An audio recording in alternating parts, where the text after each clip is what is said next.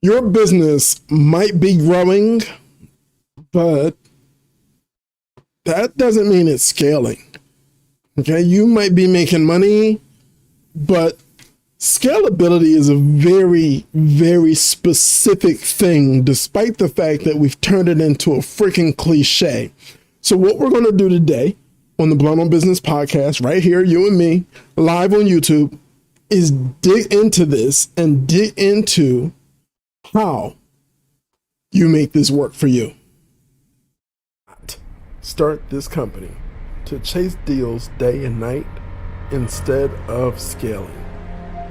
Welcome to Blunt on Business. This is the podcast that takes apart B2B sales and marketing chaos to get you to predictable, repeatable success. I'm your host, Rich Laster, and this is where you can count on unfiltered strategy for those CEOs scaling.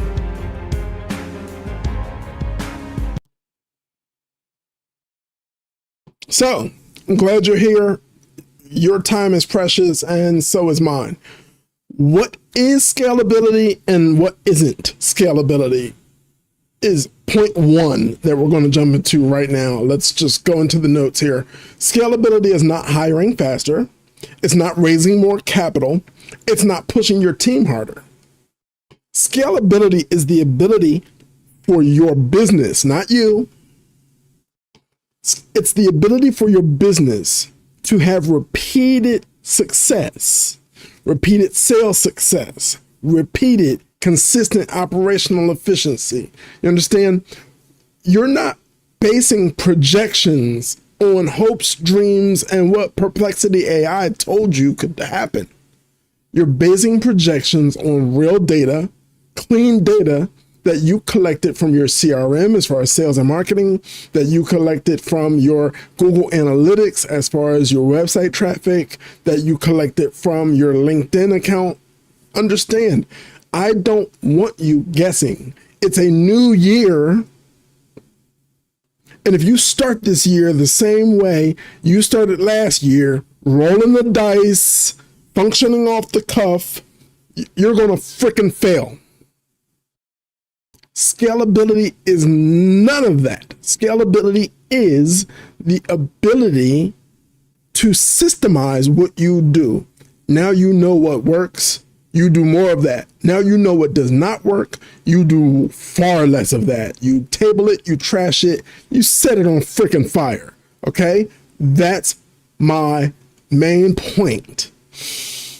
Internalize it, feel it, breathe it, consume it, live it.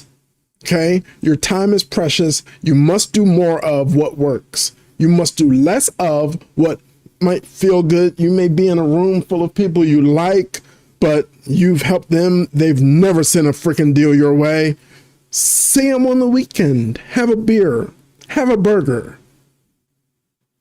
But scaling your business means doing those things that move the business forward. You being a slave to any role other than the CEO role will not make you scalable. So understand, while you're in that role, while you're the CEO who's leading sales, I need you desperately to build systems around yourself based on what works. Now, when we plug someone into those seats, we understand what works. Now we will see and understand if it works when you are duplicated, when your personal connections aren't there and that person has to develop those relationships the business development way, which is slowly, organically, with care, compassion, and selling nothing but value, looking to do nothing but help. Okay? So if we're going to be scalable, we have to build the systems that will allow us to do exactly that. Why is scaling this pain point for CEOs? Because your investors insist on you scaling. You will never meet an angel, a VC, and damn sure not a private equity that doesn't want to know what your month over month ARR growth is. All right. If ARR is 10%, will it be 11 by next quarter? Like, they want to see it ticking up, and they're not waiting 12 months to see it tick up. They want to know that you have a system that can grow not just with you, but beyond you. Maybe you built this business. You're a founder. Oh, it's your baby. Your baby has to grow. The most painful thing my children taught me as a dad is something that a poem by the poet Gibran mentions, and that is, you develop them. They're like arrows in a quiver. You develop them, and your job is to rear them into good arrows. But once they are released from your bow, which is once they become young adults, you have to let them go. It's their life now. They're on their journey. If they ask for wisdom, give. If they ask for help, help. If they look for a crutch, that's not help. Let them fall. Now understand this. As it regards your business, as it pertains to your business, you cannot scale up if you are holding on too tightly, which we all do. I've done it. Oh my God, my therapist has wasted a box of Kleenex on me, talking through letting go, because we never want to admit that we're holding on too tightly, but you're the creator of a thing. You may not see its greatest potential. You have to surround yourself with people that see where you're going, where you could be going, and like nudge you in the right direction. If the people around you, one, aren't kicking ass on their own, and two, aren't nudging you in the right direction so you're kicking ass, they're not a friend. They're a freaking liability. Drop them, because scalability will always be a pain to you while you are holding on to this business as if it's yours. You're just the leader of it. There will come a time when you may need to exit. There will come a time when you as CEO need to really be in the chief information officer seat, because you're great at what you do. You really are. Congratulations. But the vision that your business requires to get to the next level might not be yours. And that doesn't feel good, but I'm not your mom. I'm not here to make you feel good. I'm here to help you make more money in your business while delivering value and helping every client you touch, every client you interact with, because that's what they care about. You're great. Sure. You might be freaking amazing. Maybe they name their next kid after you, but is that enough? Is that enough? Aggressive growth goals are fine if you are real about what it will take to make them happen. Exhale. That was a lot. It might not have felt good. I don't care. I don't care. This is about your success. And if you're looking for me to make you feel good, well, sorry. Not sorry. Next, from theory to practice, how do we install this in your business? 1, repeatability. What did we say scalability was? It's a system for repeated success. Repeatability. What call scripts work, which don't? Burn the ones that don't. What marketing works? What doesn't? Burn what doesn't. Do more of what does. You understand? You have a set budget. You cannot afford to gamble on gimmicks. You cannot afford to waste $1 a minute, a second, a millisecond, a parsec. Listen, this is very, very urgent. I hope you're taking this as serious as it really is. So repeatability is number 1 of the 4 R's of scaling your business. Number 2, reliability. Don't over-promise ever. Under-promise and then over-deliver. But in under promising and over delivering, price correctly. Okay. Clients, I have one client, I did their pricing matrix for them, chief revenue officer life. And in it, I built the profitability they want. How do you actually experience that profitability? Well, you don't do any more projects.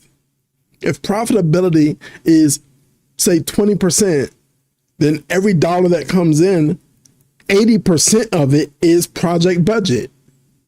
That's it. Nothing else exists.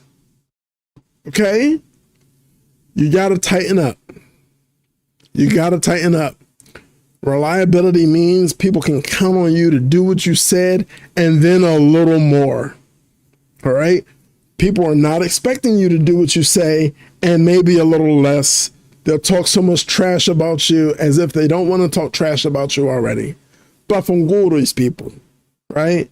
You have greatness to achieve, and to achieve greatness, damn it, you got to get on your horse and you got to ride the motherfucker.